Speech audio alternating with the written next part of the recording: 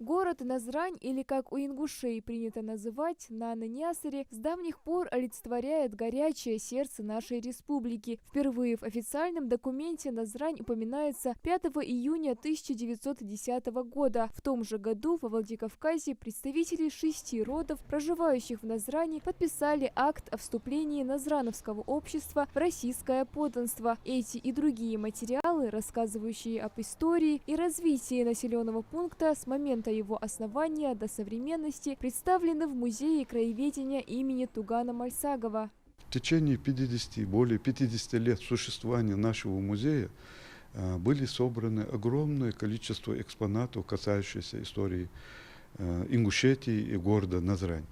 Вот здесь мы представили фото первого здания железнодорожной станции Назрани, тогда поселка. А вот за этим столом 200 лет назад сидел первый начальник железнодорожной станции Назрани. Эти экспонаты также первыми были выставлены в Музее краеведения. Железнодорожный вокзал открыли 1 мая 1893 года. Это стимулировало развитие всей территории ингушей.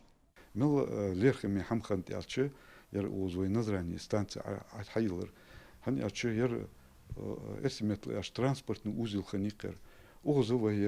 сельскохозяйственную продукцию, станции продукции.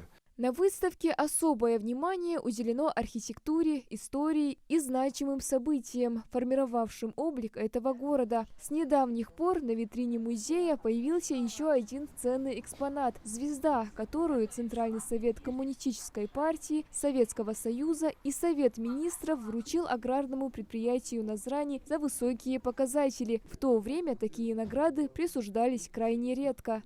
Этот знак состоял из драгоценных металлов, рубин, позолота, и вручался за исключительные показатели.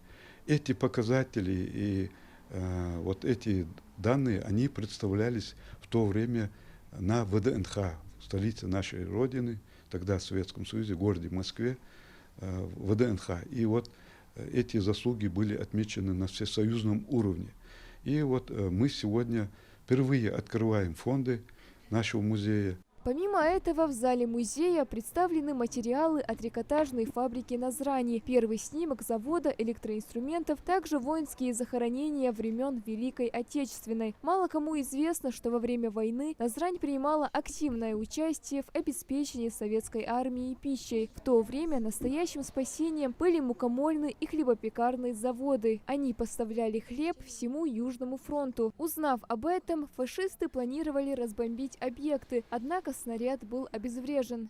Назрань – старинный ингушский город, который привлекает жителей самобытными достопримечательностями, уникальными артефактами, старинными учреждениями и не только. Музей краеведения имени Тугана Мальсагова также в этом числе.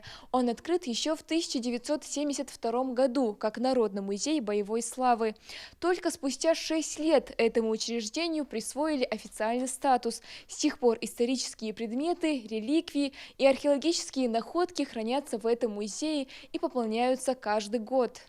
Назрань – первая столица Республики Ингушетия. В этом году, в октябре, город отметит 243-летие. Узнать еще больше интересных фактов о малоизвестных страницах истории Назрани может любой желающий. Выставка продлится до конца года. Также действует и Пушкинская карта. Малика Измайлова, Молгири Ахильков, Магаз 24.